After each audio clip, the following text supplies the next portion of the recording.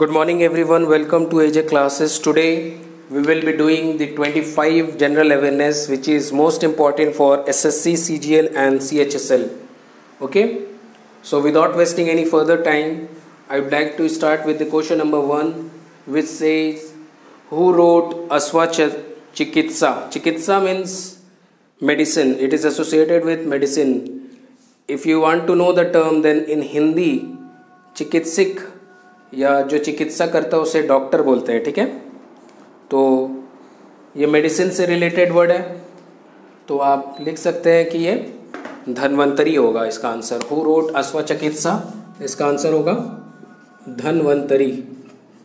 बहुत सारे स्टोर्स का नाम हम लोग देखते होंगे, मेडिसिन स्टोर्स का नाम धन्वंतरी नाम होता है, तो क्योंकि ये फादर ऑफ मेडिसिन माने जाते हैं, ठीक है। The original name of, next question है, द ओरिजिनल नेम ऑफ बंदा बहादुर। तो बंदा बहादुर का ओरिजिनल नेम है हरनम सिंह, HARNAM, हरनम सिंह, SINGH।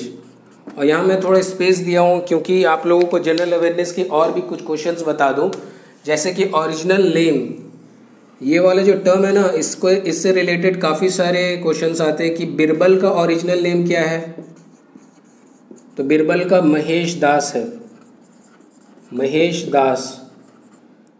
फिर क्वेश्चन में और आता है कि तात्या तोपे जो 1857 के रिवॉल्ट में नाना साहेब के साथ थे, तात्या तोपे, इनका नाम क्या है? तो इनका नाम है रामचरण पांडुरंग, रामचरण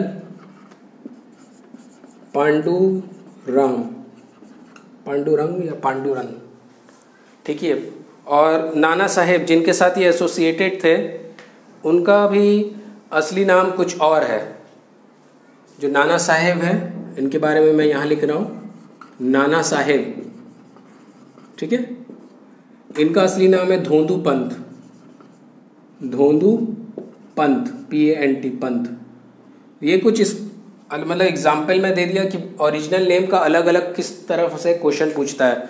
तो यहाँ पर लिखा हुआ था ओरिजिनल नेम ऑफ बंदा बहादुर, जिसका आंसर था हरनम सिंह। क्वेश्चन में कभी कभी ये भी पूछता है कि ओरिजिनल नेम ऑफ बिरबल क्या है, जो है महेश दास, काफ़ी इंपॉर्टेंट। तात्या तोपे का आता है तो रामचरण पांडुरंग। फिर नाना साहेब का ओरिजिनल नेम अगर आता है तो धोंदू पंत।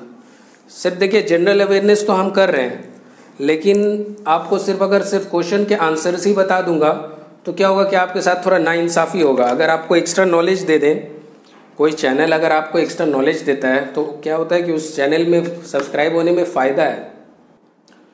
फ़ायदा इन द सेंस कि आप देख रहे हैं कि जो क्वेश्चंस 25 है वो भी काफ़ी इंपॉर्टेंट है, वो डिस्कस हो रहा है। उसके साथ साथ सर जो है प्रोवाइड कर रहे हैं सम एक्स्ट्रा इन्फॉर्मेशन, जो कि किसी न किसी एग्ज़ाम में आते ही रहता है। बिरबल का महेश दास अगर आप रिसर्च करिएगा तो WBCS में ये मैक्सिमम टाइम्स पूछता रहता है, बिरबल का असली नाम। और तात्या तोपे और नाना साहेब, ये भी हिस्ट्री के पोर्शन में से 1857 के काफ़ी इंपॉर्टेंट फिगर्स हैं, इनके नाम भी पूछते रहते हैं हर एग्ज़ाम में, ठीक है। थर्ड क्वेश्चन की तरफ बढ़ते हैं, जिसका क्वेश्चन है name the secretary of state for India during the QIM मतलब होता है क्विट इंडिया मूवमेंट। तो इसका आंसर मैं पहले लिख ले रहा हूँ, लेओ अमेरी, ठीक है। अब इस क्विट इंडिया मूवमेंट के बारे में कुछ डिस्कशन कर रहे हैं। क्विट इंडिया मूवमेंट हुआ था 1942 में, ठीक है, अगस्त के टाइम में, ठीक है।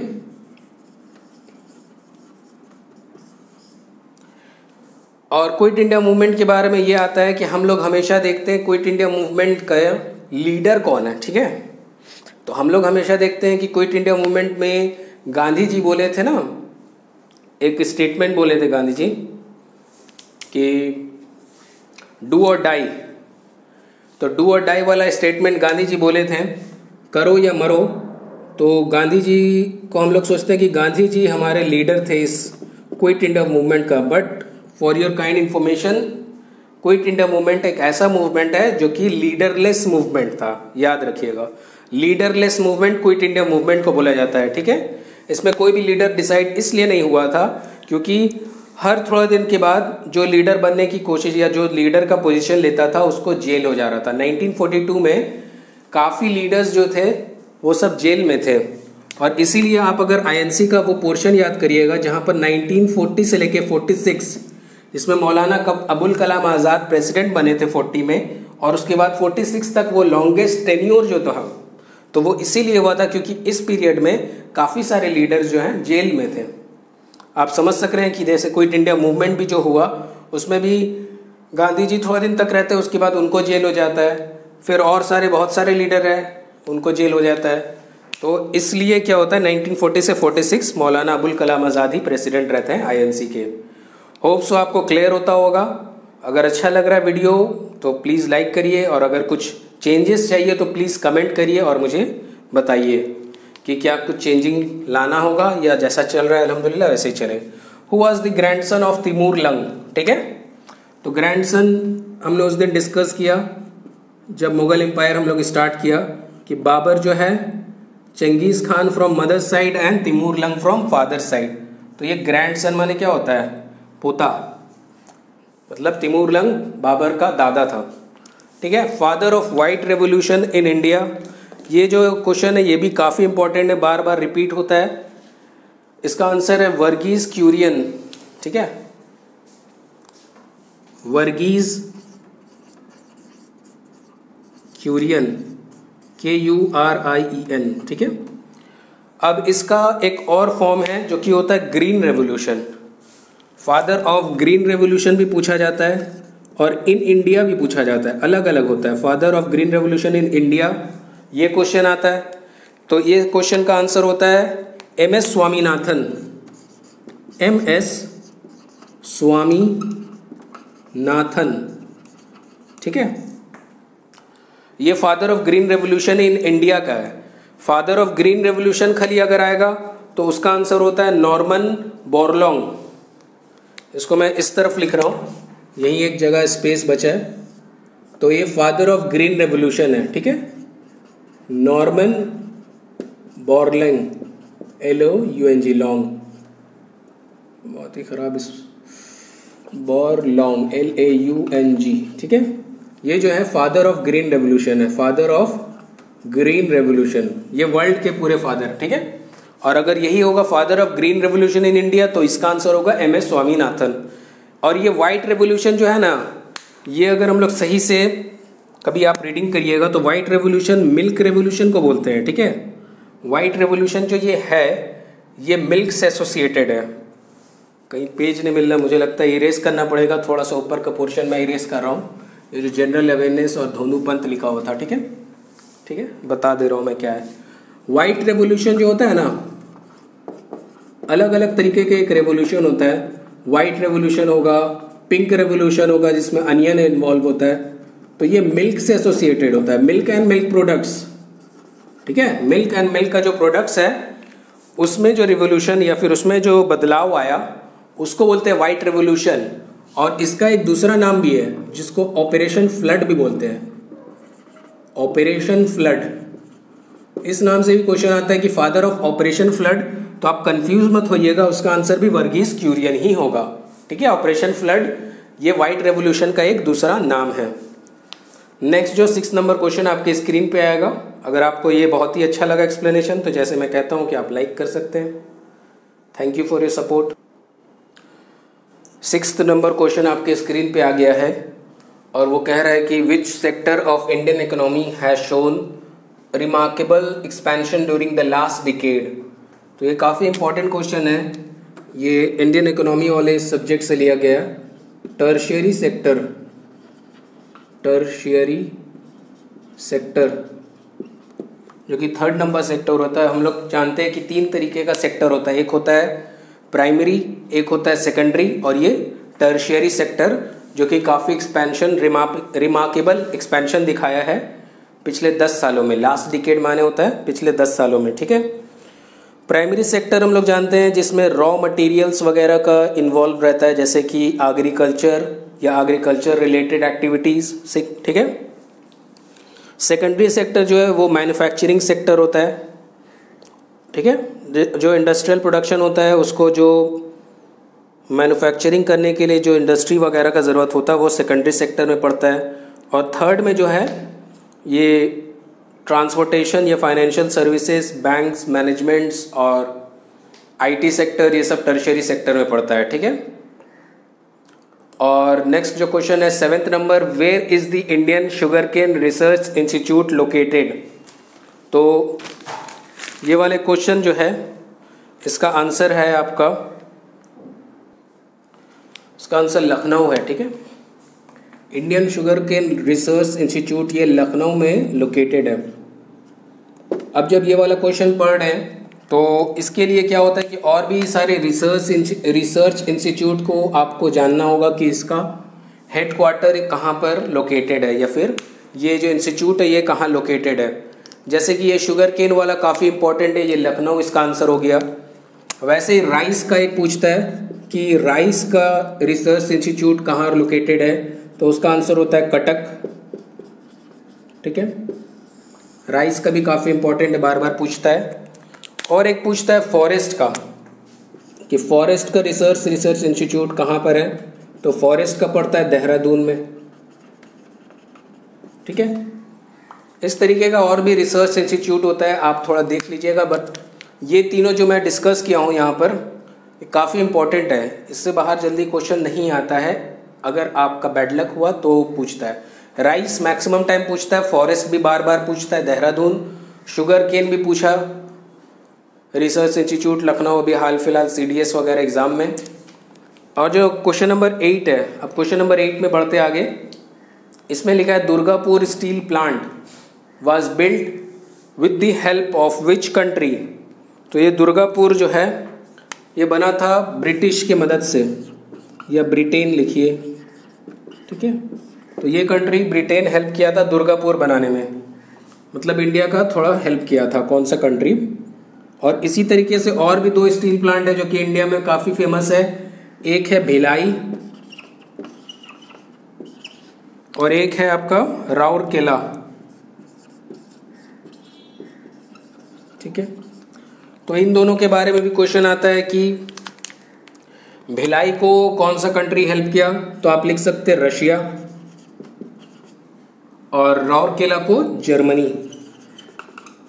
ये भी काफ़ी इंपॉर्टेंट क्वेश्चन में से एक आता है। Durgapur steel plant was built with the help of which country, तो उसका आंसर ब्रिटिश, ब्रिटेन, इंग्लैंड, ये सब तीनों एक ही है नाम है।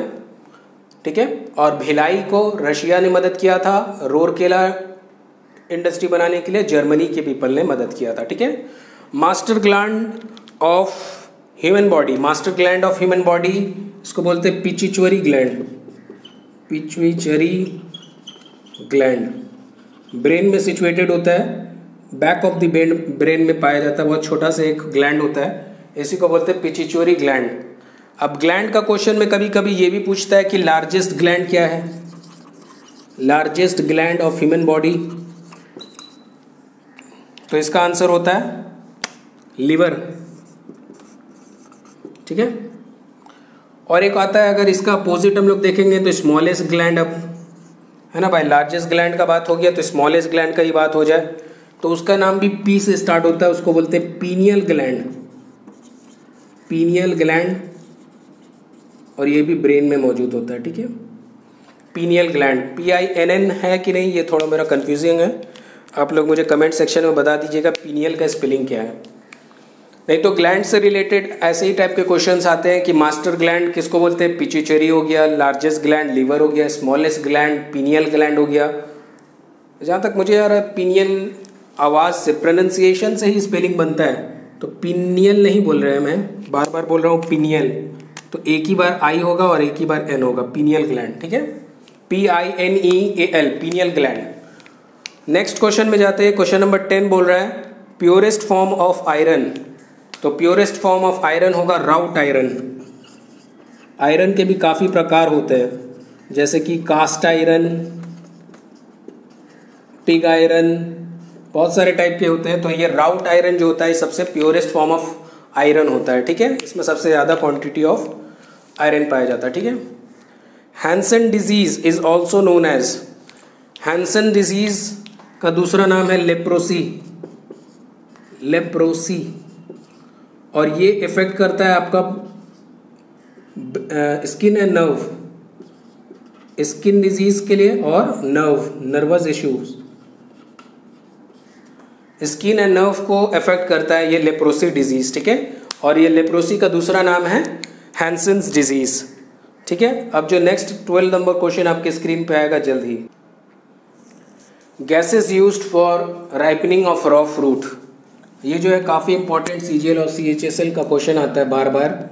उसका आंसर होगा इथाइलिन, और एक और आंसर आता है इसी के साथ एसिटाइलिन।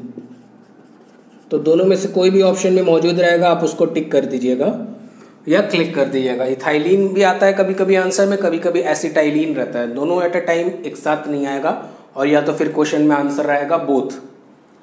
इंक्रीज्ड आरबीसी जानते हैं, रेड ब्लड सेल को बोलते हैं।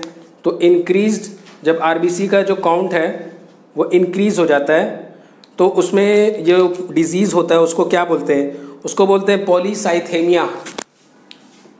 पॉलीसाइथेमिया, THEMIA, पॉलीसाइथेमिया, ठीक है। Non stick coating in utensils is of, तो ये टेफ्लॉन होता है, टेफ्लॉन। आप इसका फॉर्मूला भी लिख सकते हैं C2H4n, ठीक है। ये इसका बेसिक फॉर्मूला है टेफ्लॉन का। और अगर इसका नाम आप लिखना चाहें तो आप लिख सकते हैं 1122 टेट्राफ्लोरोइथाइलिन, 1122 टेट्राफ्लोरोइथाइलिन, ठीक है। ये टेफ्लॉन का नाम होता है। ये ऑर्गेनिक सब्सटेंस का नाम लिखने का तरीका होता है। अगर आप ऑर्गेनिक केमिस्ट्री पढ़िएगा तो आपको समझ में आएगा कि किस तरह से नाम ये हुआ। 1122 लिख दिया, 1122 टेट्राफ्लोरोइथाइलिन, ठीक है। Author of around the world in 80 days. अब अलग अलग डिफरेंट ऑथर्स का भी नाम आता है, जैसे इसका आंसर तो है जूलियस वर्न या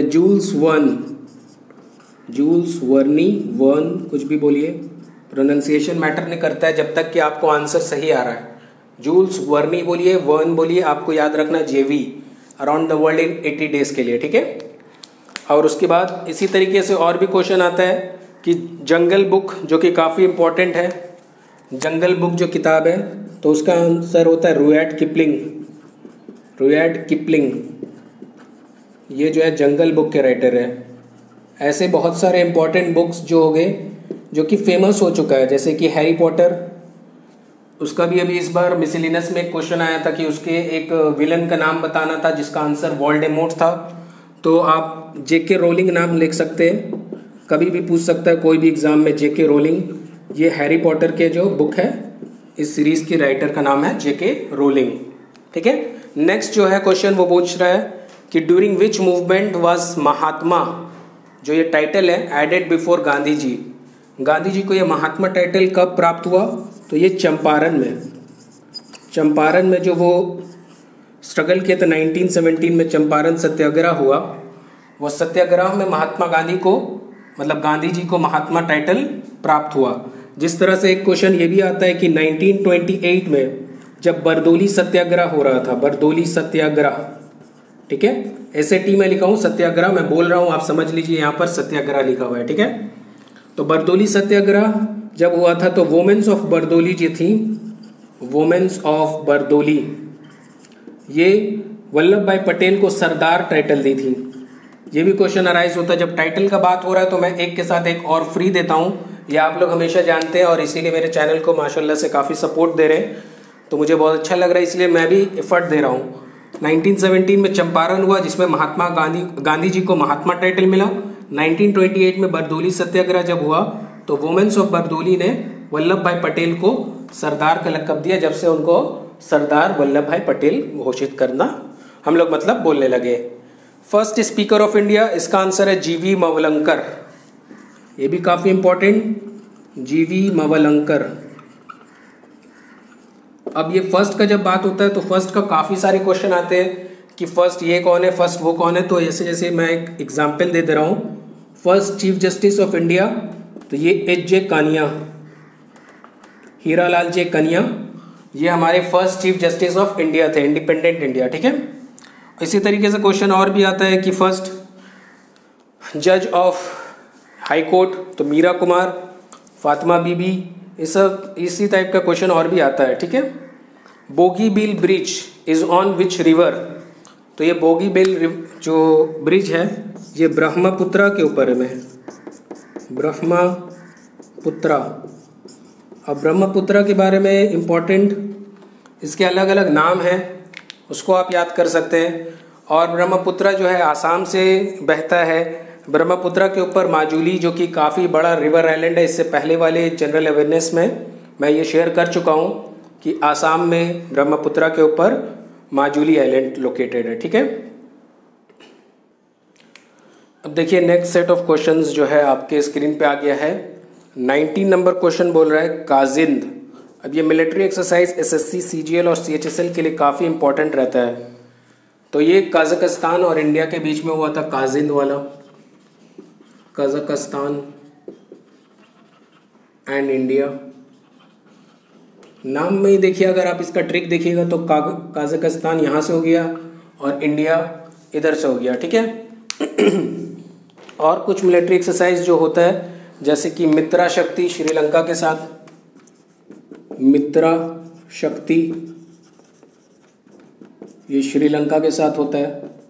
मैं सिर्फ अगेंस्ट कंट्री का लिख दे रहा हूँ, बाकी इंडिया अटैच्ड है। ठीक है, तो मित्रा शक्ति हो गया श्रीलंका के साथ। एक होता है संप्रीति बांग्लादेश के साथ। ठीक है, संप्रीति बांग्लादेश के साथ। तो जैसे ये 5 ईयर प्लानिंग हो गया, फंडामेंटल ड्यूटीज़ हो गया 5 ये रशिया से लिया गया है। उसी तरीके से फंडामेंटल राइट्स यूएसए से, प्रीएम्बल भी यूएसए से लिया गया है। तो नेक्स्ट क्वेश्चन जो बोल रहा है who won Nobel peace prize of 2019, तो इसका आंसर होगा अबी अहमद अली, ABY अबी अहमद अली। ये इथोपिया के प्रेसिडेंट हैं जिन्होंने काफ़ी दिन से एक इथोपिया के साथ बाउंड्रीज में, उनके बॉर्डर्स में एक फ़ाइट चल रहा था जिसको कंट्रोल किया है, इसीलिए उनको ये वाला प्राइज़ दिया, नोबेल पीस प्राइज़। नोबेल के ऊपर मैं पूरा एक ट्रिक बनाया हूँ, इंशाल्लाह जल्द से जल्द आपके साथ शेयर करूँगा। और जो 25 नंबर क्वेश्चन है वो ये है कि आप यहाँ लिख लीजिए 25 क्वेश्चन जो था, other name of Chanakya, Chanakya का दूसरा नाम क्या क्या है। एक होता है विष्णु गुप्ता, विष्णु गुप्ता, एक कौटिल्य, कौटिल्य, और एक और होता है जिसका नाम होता है इंडियन मैचिवेली, इंडियन मैचिवेली। मैचिवेली एक यूरोपियन, काफ़ी वर्ल्ड हिस्ट्री में काफ़ी नामिंग हिस्टोरियन है, उन्हीं के नाम से उनको एसोसिएट किया जाता है। ठीक है, तो आज के लिए इतना काफ़ी है। नेक्स्ट इंशाल्लाह ट्रिक हम लोग नोबेल प्राइज़ का देखेंगे। तब तक के लिए टेक केयर।